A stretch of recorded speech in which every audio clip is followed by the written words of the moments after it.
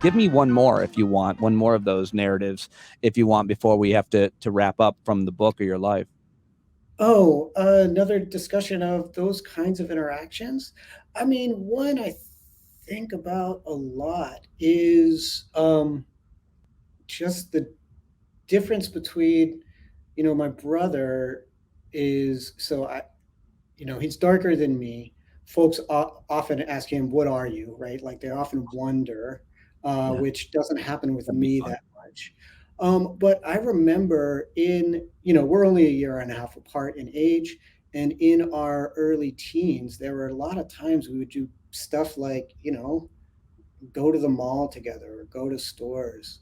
And they would follow him around the stores. He would be harassed. He got treated very differently in school than I did. And like he's brilliant, but he was just treated very, very differently.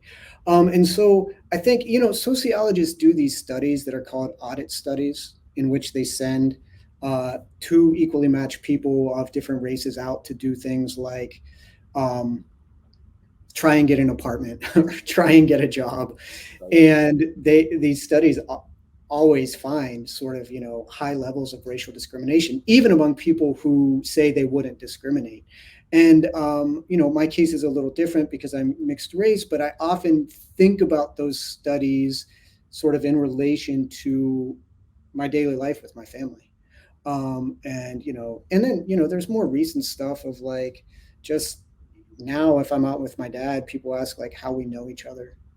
Um, or things like, my He dad. kidnapped me when I was very young with Yeah, my yeah, right.